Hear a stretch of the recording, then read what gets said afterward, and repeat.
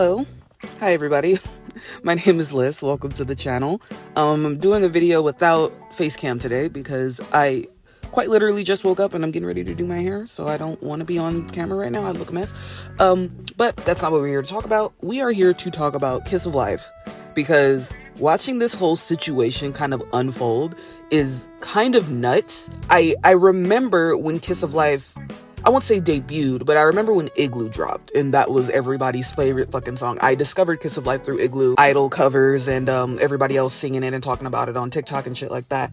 So, you know, admittedly, I was like, okay, this song is kind of fire. I kind of got into it, right? Within, what has it been, like maybe a year or maybe even half of a year or something like that? Like, the fall off needs to be studied.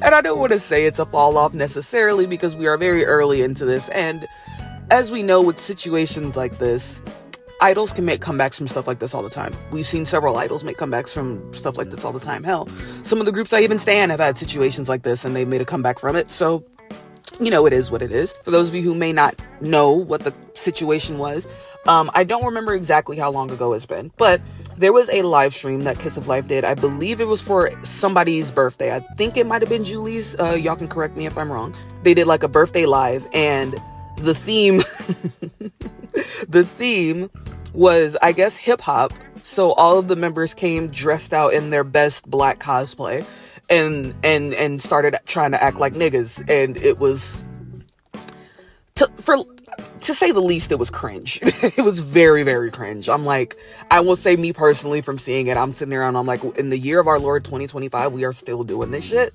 That's kind of crazy. Here's the gag, right? As K-pop continues to grow and evolve, it is now, again, it is 2025. There's no way that these companies are not aware of the fact that, like, I want a good chunk of the K-pop fandom are international fans. A good chunk of it is also black people. It's POC in general, but black people, you know? And we have all had the conversation about K-pop, you know, getting its inspiration and digging a lot of its roots up from black culture. We have had that conversation before. We all know this. We're all aware of this. So again, in the year of our Lord, 2025, why are we still doing this shit? The other thing that confuses me too, what is it? 2 of the members were born in America. Belle was born, I think, in Washington, correct me if I'm wrong, and Julie was born in Hawaii. So again, there's the conversation of specifically y'all two. Y'all should know better.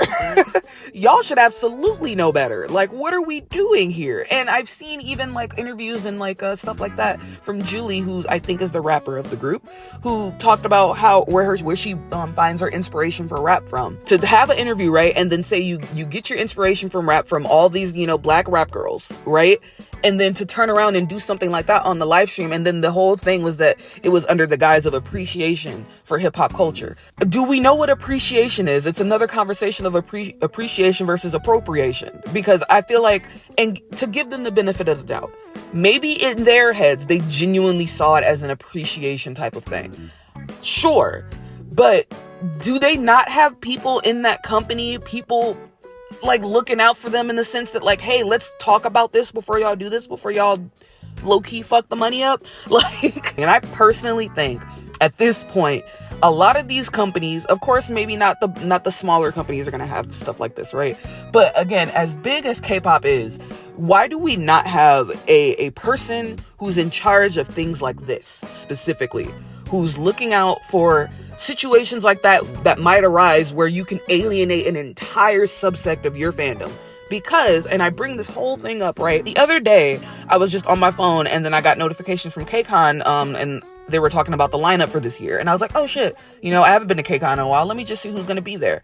I'm looking at the lineup. I'm like, oh, aespa's going to be there. That's cool. I think Youngji is going to be there too. That's also cool. You know, Hoshiwanu is going to be there. Sick, you know, whatever. And I'm looking, and then I see the Kiss of Life one and I'm like, huh, that's interesting considering, you know, what they're going through, whatever. Let me, out of curiosity, go look at the comments. I looked at the comments, and the way y'all was eating that group up is insane. I did not see one positive comment. Everybody's in the comments talking about, why would y'all invite Kiss of Life? Why would y'all invite Kiss of Life over insert group here? Everybody's like, what about this group? Bring this group instead. Bring this group instead. Shout out to the person who said they should bring Artemis. Would have loved that. Just like, damn. That's actually insane. I remember I like sent the video to my friend, and I'm like, girl, they are eating Kiss of Life up. That is insane. And we kind of like talked about it for a little bit. Time passes, whatever. I wake up this morning, kcon has another like notification or something, and it was like, hello, something from kcon. And I was like, oh, this looks kind of serious. Let me just click on it just to see what's going on.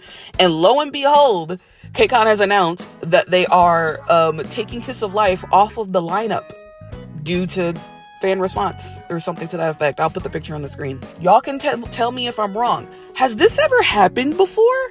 Have we ever had a kcon where like somebody got taken off of the lineup because of fan backlash? I don't think I've ever seen something like this before. Very rarely is it that like groups like this can kind of see the consequences of their actions, for lack of a better term.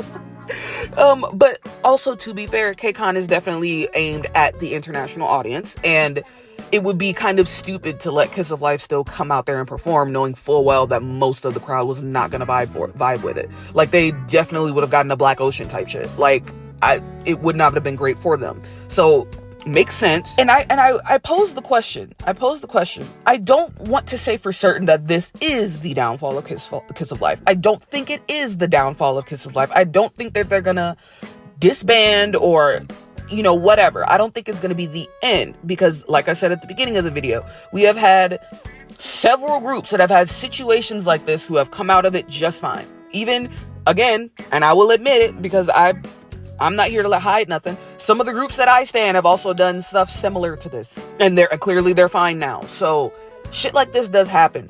But I feel like the difference here is that a lot of Kiss of Life's fandom are international fans, are Black people, because a lot of people kind of started standing via Igloo, even Sticky to an extent, because I remember people like tripping about Julie's twerking and the fact that she can actually do it right, and people were being like, oh my god, very few K-pop idols actually know how to throw their ass like that. Like, that's kind of crazy, you know.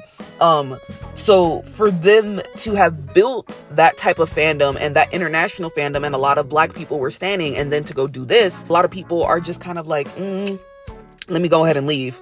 I don't want to deal with this. Now, does that mean that this is the end of Kiss of Life? I don't know, because honestly, in a lot of situations like this, it depends. Oh, I can't talk. In a lot of situations like this, it depends on like the Korean fans, because there's a lot of times where internationally, a lot of fans will be upset about something, but in Korea, they're not upset about it, so the company won't do anything about it. Because also at the end of the day, yes, it is K-pop, right? They are pandering for lack of a better term, to the Korean audience. Does Kiss of Life have a really big Korean fandom? I don't know. It is what it is. And that's all I kind of got to say. It is what it is. Y'all let me know what y'all think in the comments, I suppose. I do want to let y'all know, though, that of the videos that I'm planning on working on, a lot of the videos that I'm planning on uploading are going to be long form ones, because I kind of want to sit down and like either check out new groups that I haven't stanned yet, or catch up on groups that I haven't been checking in on in a while. And I want to do it all in one go. So there's a lot of videos that might be a lot longer than I normally upload on the channel. I think I'm probably going to start with Hypen. I've been watching a lot of N O'Clock lately. I also might want to check out 17 stuff, because they're also having a comeback. And side note, I just want to say it's fucking crazy. 17 dropped the track list, and fucking Timbaland is on Hoshi's solo, and then Pharrell is on there. That's insane. Thank y'all for watching. I hope y'all have a good day. Genuinely, I hope everybody's having an okay day. Hopefully you are making it through, and I will see y'all whenever I post next, whenever that might be. Okay, thank you. Thanks for watching. Bye.